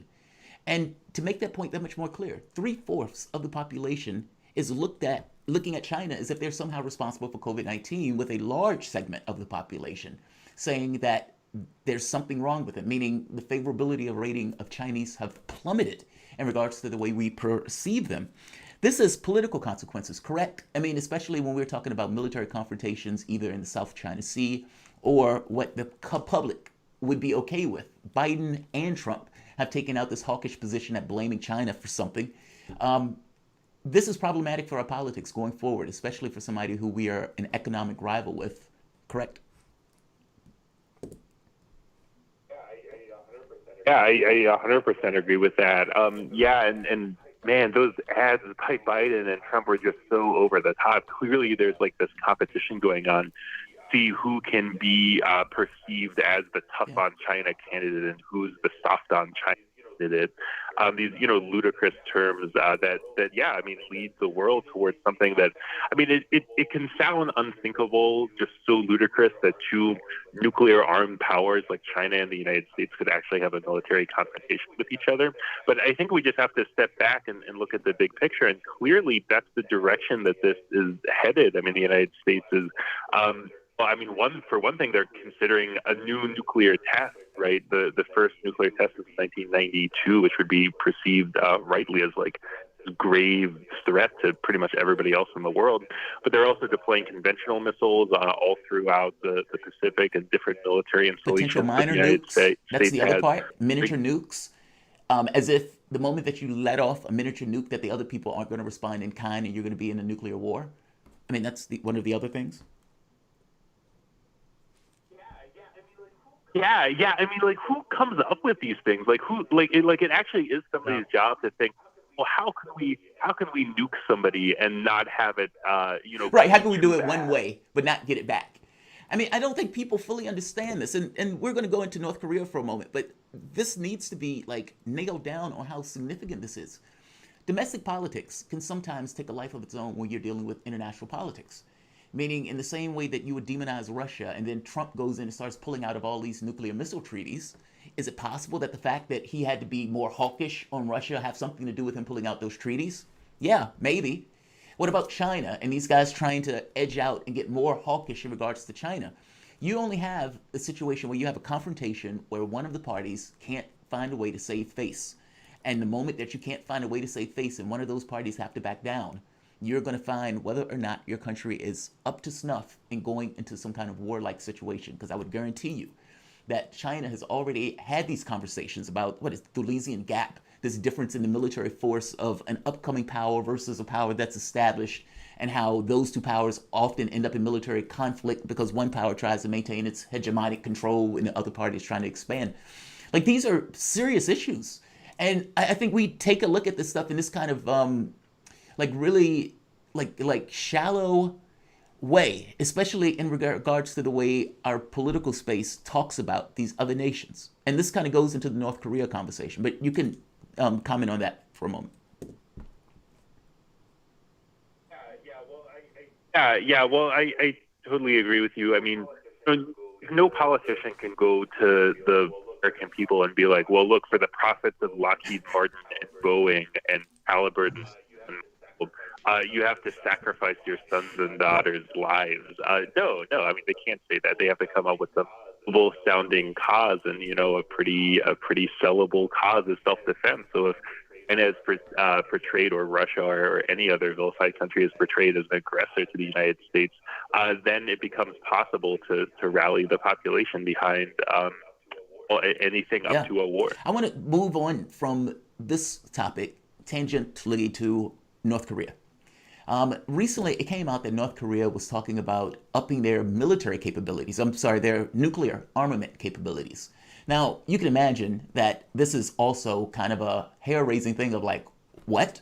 Now, initially, these two countries looked like they were, at the very least, in some kind of, theater of sorts, of trying to come to some kind of consensus in regards to what they were going to do to try to make overtures of peace. Let's bring down the rhetoric. Let's bring down hostilities. We don't want to have any accidents. Basically, we can't attack you because you can attack Japan and South Korea immediately. And so basically, we don't have a military option in this process. So let's try to come to some resolution. What happened? Why did this all of a sudden go from, okay, now we're going to try to make this work. I'm standing at the demilitarized zone. My name is Donald Trump. To now we need to up our nuclear armaments. And does this have anything to do with the souring relationship between the United States and China? Meaning China might have had some level of influence in controlling North Korea that it has no incentive now, basically, to do. Yeah, I mean, this is what a disappointing outcome. I think that North Korea feels, probably rightly that they have no other choice but to engage in this course of action because the United States, and especially the war hawks within the Trump administration, specifically John Bolton and Mike Pompeo, according to a lot of reports, sabotaged these peace talks that were at one point, very, very promising and sort of aroused the excitement of so many people all around the world. Basically, what the United States insisted at a certain point was that on an all or nothing approach. So North Korea would need to completely disarm, get rid of all of its nuclear weapons and its capacity to produce nuclear weapons. And then after that process is completed, the complete, irreversible, verifiable, and it's ludicrous, by the way. No country would do that. denuclearization. I mean, just so we're very clear, no power, no country that's a sovereign nation would say, okay, we're going to give up all of our capacity to defend ourselves, and now we'll talk about this other part of the agreement. It's sabotage, meaning the entire premise of it basically sabotages the agreement. Yeah, exactly. And only if they did that would North Korea sanctions relief from the U.S. government, which is what they wanted most of all. And in fact, that's actually why they developed a nuclear program to begin with. The name of the policy in Korea is parallel development, which means on one hand the development of a nuclear deterrent, on the other hand the development of the domestic economy, because the policy that they had in place before they developed nuclear weapons was called Army First. And that meant building up a massive conventional armed force to try to deter the United States and its allies and the South Korean government. But that was massively expensive. It sucked all the country's resources. And so the North Korean leadership decided at a certain point that they needed to go to this parallel development strategy and try to divert more money into sort of meeting people's basic needs in the face of this economic warfare that's being waged against them. And the only way to, do that and maintain a credible military, defense, a deterrence is the development of nuclear weapons. With the development of nuclear weapons, I mean, that is also an expensive enterprise. Were they...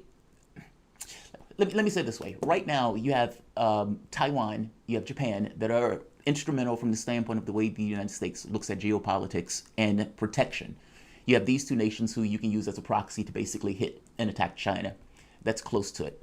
Is North Korea, does that serve as somewhat of a similar function for China? Meaning you have this kind of secondary element in this particular region of the world that is backing or being backed by this government as a way of juxtaposing this kind of geopolitical game space of war planning. I guess I'm trying to get to, is North Korea in the bag of China in regards to the way it looks at geopolitical influence and what it has at its disposal to be able to utilize? I think North Korea-China relations are a really important part of this.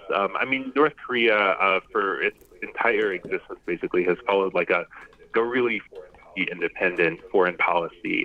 Even during the days of the Cold War, where there were major, fellow socialist countries, world powers like China and the Soviet Union, they always had like an official orientation of like doing their own thing, and so.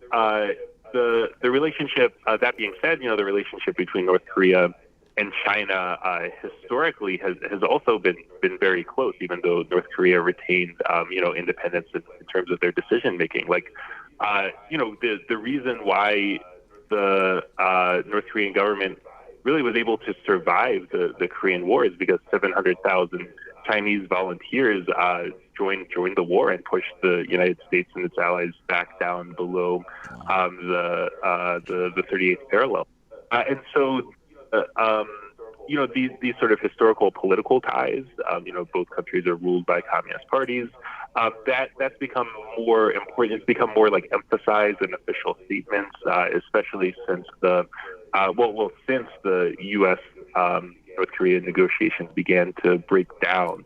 And so I think that the Xi Jinping government is also, willing to move closer in terms of its relations with North Korea. In the past, China had sort of acquiesced to the United States and the UN Security Council when it had passed resolutions condemning the North Korean nuclear program or imposing sanctions or anything like that. But I think they're moving. China is moving towards a more assertive position on that as well. So yeah, the relationship is becoming better, and certainly everything that the Pentagon and State Department does these days is viewed through the lens of quote-unquote great power competition with excellent. China. So with that, we're out of time with the very talented Walter Smolarek. Walter, you are the co-producer of the show Loud and Clear, which plays on Radio Sputnik daily from 4 to 6 p.m. Eastern.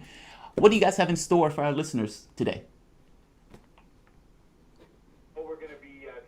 We're going to be continuing our coverage of the uprising in Minneapolis against racist police violence. We're going to be continuing our regular segment about the militarization of space and a lot more. So I hope everybody can check that out. Thank you, Walter. We appreciate you coming on to the show. We have a caller, so let's go to Ben before we move to the next segment. Ben, what's going on?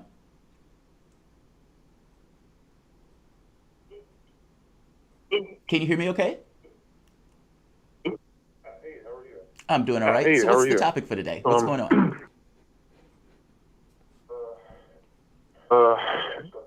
This stuff is crazy. When people said that 2020 was going to be like a ridiculous year, I was like, well, I mean, maybe, but oh my gosh. During the protests, everything, I can say in a way that I'm surprised that, I'm surprised but I'm not surprised. I'm surprised that it happened because it seems like this stuff has been happening for so long and most people hadn't really been reacting. I mean, there was this stuff down in Georgia, but, it really wasn't hey, let's burn this place down. And then that happened. And I just view it as when a humanitarian option for justice is denied to an underprivileged group of people, then, a more extreme action always seems to follow right after that. So in that way, I'm not surprised. But you guys were talking about China. In a way, it kind of seems analogous to that, just within our justice system. I just want to know what your opinion was. Very cool. Thank you, Ben. I appreciate the call. Let's talk about this afterwards. So we may get opportunity to talk about this a little bit more in Section 8. But with that, let's take a quick break before our weekly Trends with Benefits segment. You guys are listening to Political Misfits on Radio Sputnik, live in D.C. We'll be back after this.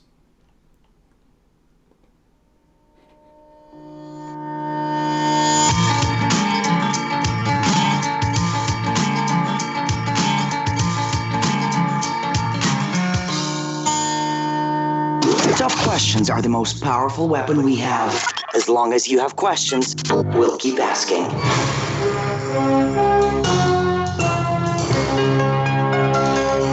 Radio Sputnik, telling the untold. It's time to double down with Max and Stacy. Yeah, double down. We're talking markets, finance, business, economics, ka-ching, bling, just about everything money related on Sputnik. It's called Double Down. We're asking, are dead cats bouncing or have fundamentals changed? That's this week on Double Down. Are you bored? Are you lonely? Do you need a hug? Well, we can't give you that, but we can keep you up to date on Radio Sputnik.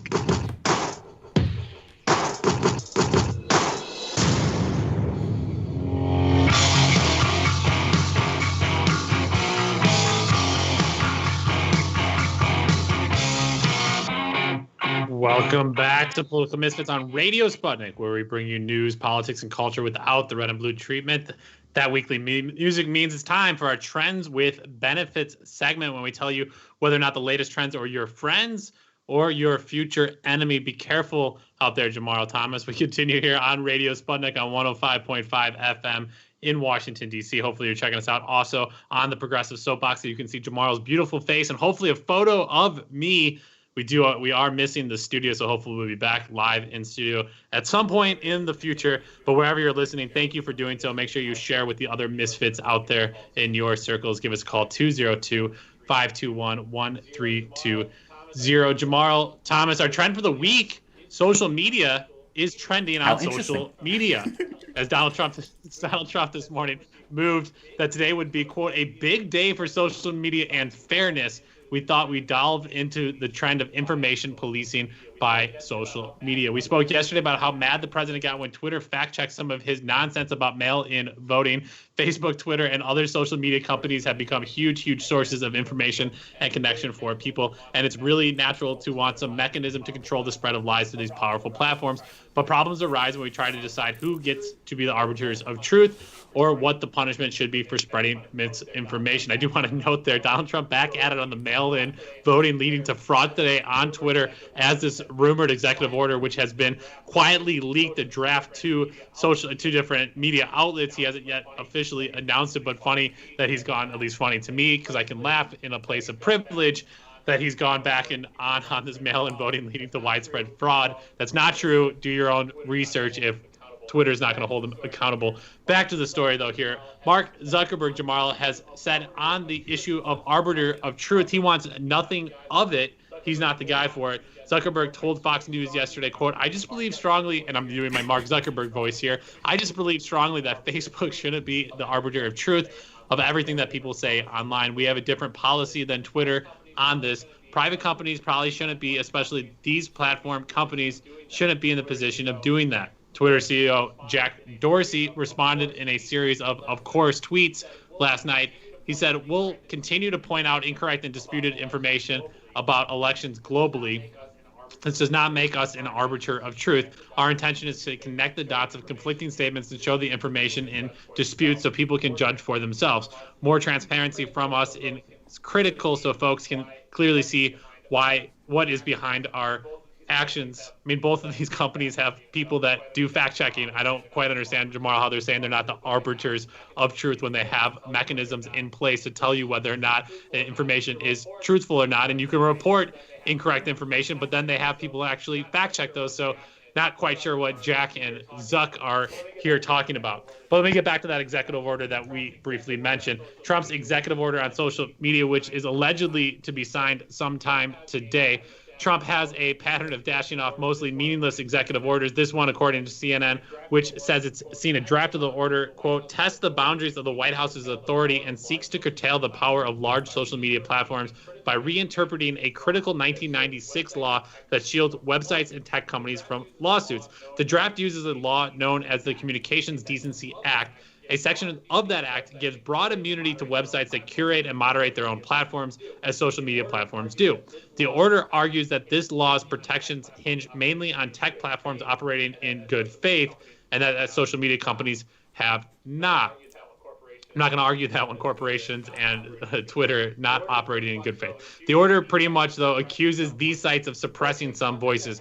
Quote, in a country that has some long cherished the freedom of expression, we cannot allow a limited number of online platforms to handpick the speech that Americans may access and convey online, the draft order reads, according to CNN. The order goes on to say this practice is fundamentally un-American and anti-democratic. When large, powerful social media companies censor opinions with which they disagree, they exercise a dangerous power. The draft order also accuses social media platforms of invoking inconsistent, irrational, and groundless justifications to censor, otherwise punish American speech here at home. It also gets into the anti-China bandwagon, hammering Twitter for, quote, spreading Chinese propaganda and Facebook for profiting from Chinese advertisement.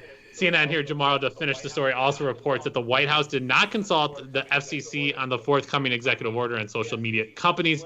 The FCC seems split on the draft along party lines. One of its Democratic commissioners slammed the order in a statement saying, quote, this does not work. Social media can be frustrating, but an executive order that would turn the FCC into the president's speech police is not the answer. It's time for those in Washington to speak up for the First Amendment. History won't be kind to silence. Jamal Thomas, a lot happened in the last 24 hours. I mean, we've reported here quite often, Donald Trump, a good friend of Peter Thiel, has had meetings with Jack Dorsey, had meetings with Mark Zuckerberg. A lot of the Democratic candidates running for office here in this last cycle, speaking up, Elizabeth Warren was pretty adamant on breaking up a lot of these big social media companies. And now Donald Trump is threatening the same. I'm going to go down and predict here the executive order is going to have no teeth. Nothing's going to change whatsoever. He's just doing it to win the news cycle, which he is doing yet again, getting everybody worked up here. And at the end of the day, he'll come out with some kind of soft change or some type of slap on the wrist because he got embarrassed yesterday, and Twitter is going to continue to embarrass him. It's his way to fight back, but I think he's got too much money tied up in Silicon Valley and the Peter Thiels of the world that he's actually yeah. going to do So there's a lot to change unpack this. there, right? So the very first point, the mail-in voting thing. You must understand, Republicans, as a policy, don't want people to vote. At the very least, they don't want a lot of people to vote. Their numbers go up. Their chances of winning the election goes up the less people they have voting. You can look at the number of people, or the disproportionate majority of people who don't vote tend to be people of color and people who are in a lower economic status. Well, they don't engage the political system because it doesn't necessarily benefit them, so they tend to be dejected from that system. Under that model, then yeah, Trump is going to scream to high heaven and lie about mail-in voting as if it's, the new voter ID issue, basically. On the other point to this, the censorship thing is so weird to me because basically Donald Trump is saying something that is true, but it's based in a lie. Like, Trump is basically arguing my inability to say something that is flagrantly false is being challenged on social media. And so I'm going to go through and I'm going to put basically a ruling through that tries to make this more equitable. What? And then to argue that it's a First Amendment issue. Well, that is kind of odd. I mean, it's a private company. I mean, what does it mean to have a private company and First Amendment protections? That stuff gets really bizarre. And so I think I'm trending with you on this, that his base had been screaming about this for 3 years. And because his base has screamed about it for 3 years, he's looking for anything that he can use to gin up his base. Well, here you go. You're going to throw this red meat out to him.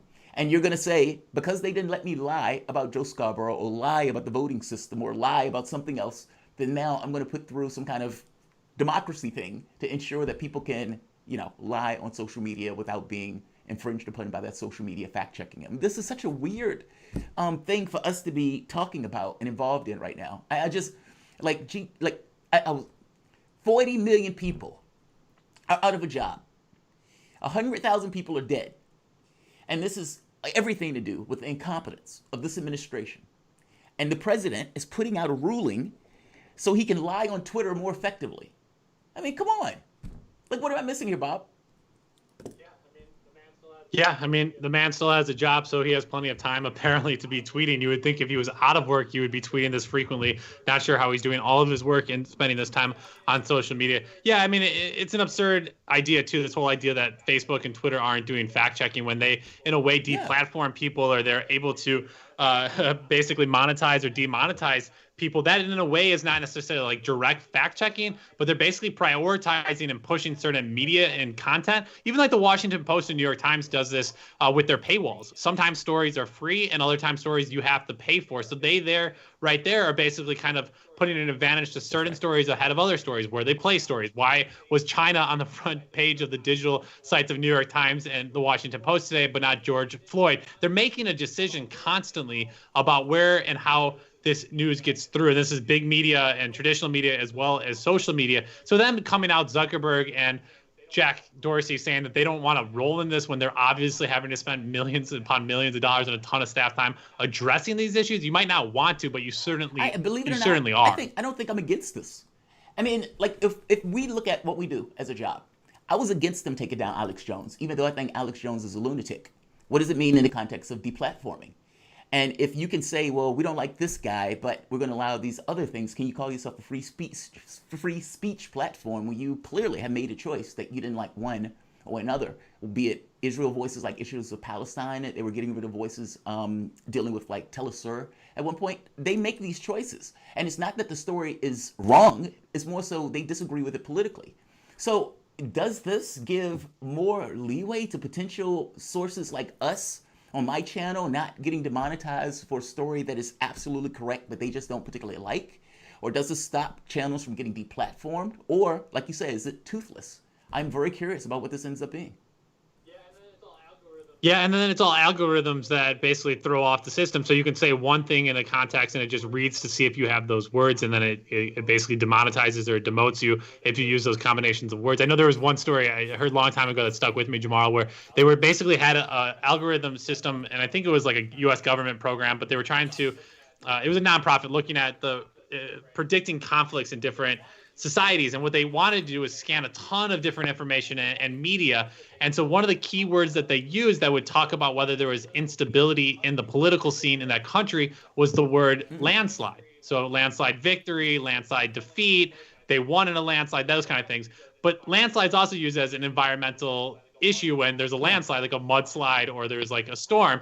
But it kept on telling them that there was all this political instability, and so they started shifting attention, and they realized that the landslide that was happening was an environmental landslide and not a political landslide. So like computers and bots only have the ability to do but so much and really kind of get into the nuances. And the more that like Twitter and Facebook rely on algorithms and these engineers who aren't actually a part of these stories to do all that truth telling, they're going to inadvertently make a ton of mistakes along the way. And so during the process of trying to address these things, they're putting a lot of their own human interest into the processes that can throw off things long term. I mean, I do think there's a complication to it. If the president of the United States is telling people to inhale poison, should Twitter or Facebook say, hey, don't inhale this poison. This is actually not good for you to do.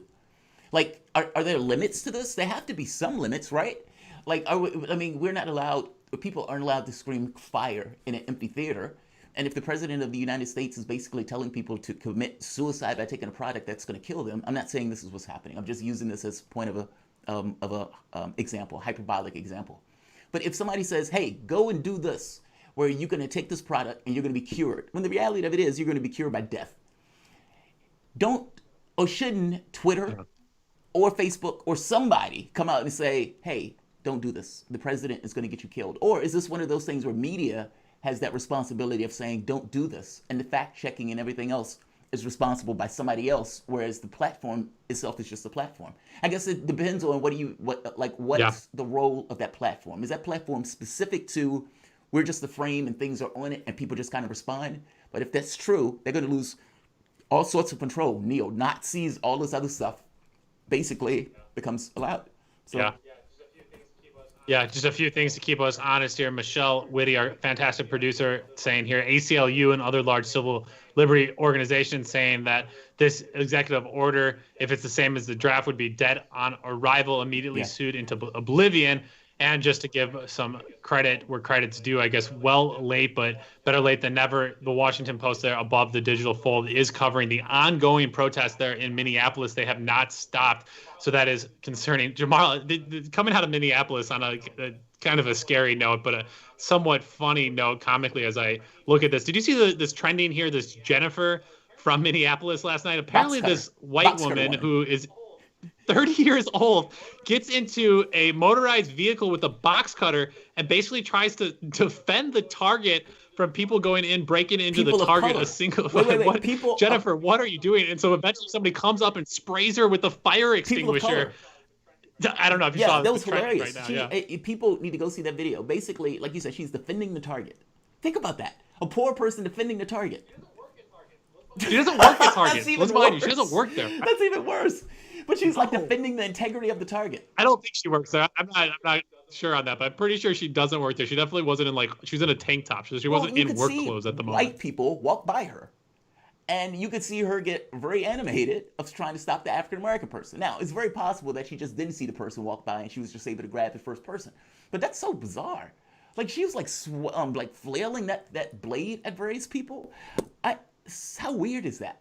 And this goes back to the caller, Ben. Well, Ben basically makes the point that, look, if you have a situation where people in your society realize that their lives don't matter, that basically a cop can commit a crime and get off, that many of these guys aren't prosecuted, and even when they are prosecuted, they get a slap on the wrist if they get anything at all.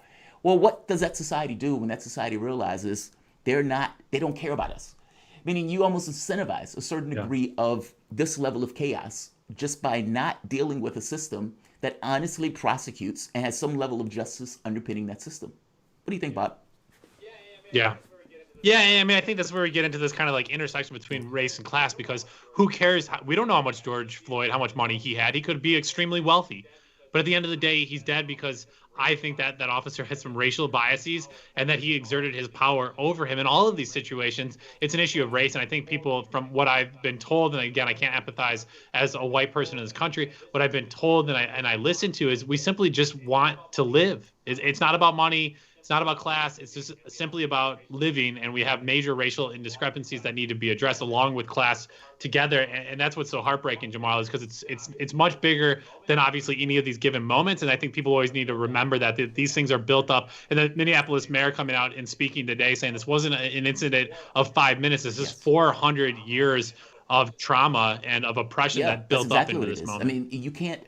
It's like, how do you deal with a situation that's built up over 400 years in the moment? Your activity or your decision space is just constrained by definition, right? I mean, you have something that was taking place that has built up over centuries, and it explodes.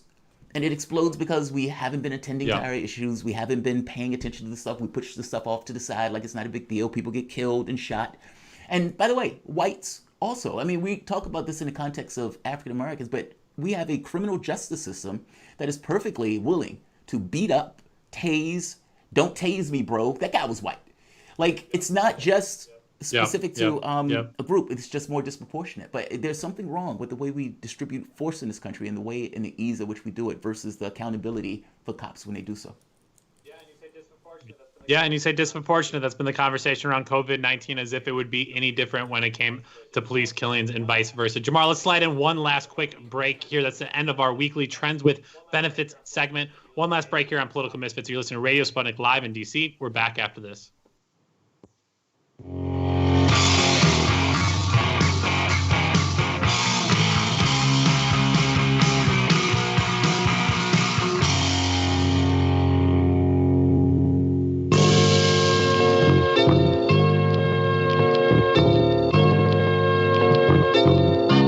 The most important hour of the day, it's the Critical Hour with Dr. Wilmer Leon.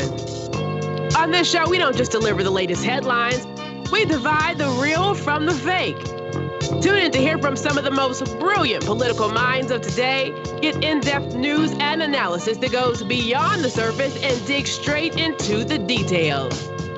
Set your clock to the Critical Hour for a news perspective unlike any of those other guys. Tune in to the Critical Hour with Dr. Wilmer Leon, weekdays 6 to 7 p.m. Eastern, and catch us on Facebook Live. You're listening to Radio Sputnik.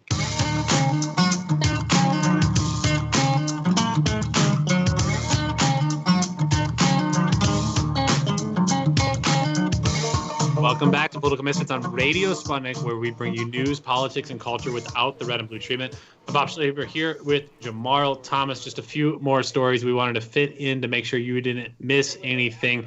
Stay with us after our show for great program content here on Radio Sputnik by any means necessary after us, 2 to 4 p.m. Eastern Standard Time. So do not turn that dial. Jamarl, this first story here, I know, really scary place out there. So we're really excited to bring you some good news. One of the true monsters is finally being taken down, folks. That's right. The U.S. is getting ready to charge the First Lady of Venezuela with drug trafficking. We did it. We did it, folks. We finally targeted the problem we're facing as a country, the First Lady of Venezuela. Oh, you don't feel safer knowing that Cecilia Flores might be indicted for corruption and cocaine trafficking? This indictment would go along with those dropped against Nicolas Maduro in March. Prosecutors allege that the president of Venezuela for years sought to flood the U.S. with cocaine, seeking to weaken American society and bolster his position and wealth. In response, the CIA tweeted the hashtag Us Too. They should have tweeted Pravda. They should have tweeted Pravda. That's what they should have tweeted. That's Pravda. Us Too. We did that same thing. Cocaine, crack cocaine, position and wealth. Oh, of course. We'll do that too. The CIA has not tweeted that out yet tomorrow. I'm pretty sure they won't. Funny how all of these leaders with presumably lots of their own domestic matters to attend to just can't resist spending all of their time seeking to weaken American society with their cool drug and memes. Anyway, it's good to know the U.S. Justice Department is keeping busy. No wonder it can't get around to, contemplating real police reform or keeping track of police murders or thinking about how killer cops should be prosecuted effectively. Priorities folks. I mean, Jamal, I like I said with that Hong Kong story, I had to read it twice and just say, wait, what are we trying to do now? And now with Venezuela, it's the same thing with the Trump administration, just saying like, wait, what exactly? What's the strategy here? This much credibility that fast? Like, we had to be a rational society at some point. I just like I can't believe that this country has. Is that not like the same as like Make America Great Again? Like when was it a rational society? I mean, capitalism's been here the whole time.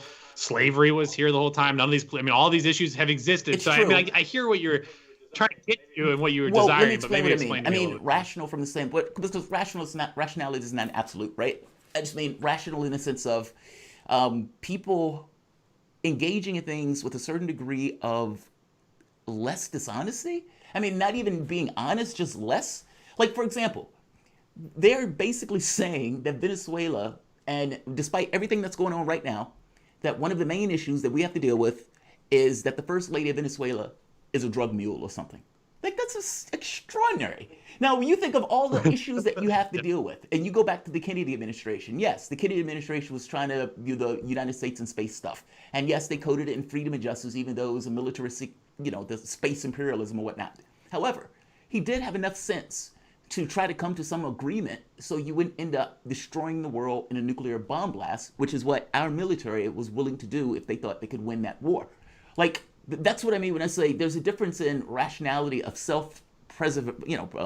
perseverance, as opposed to just seemingly entirely unattached to reality policies. That's the difference. That's what I'm trying to say. Not necessarily rational in regards to human health and life and that type of stuff, just in persistence of the country.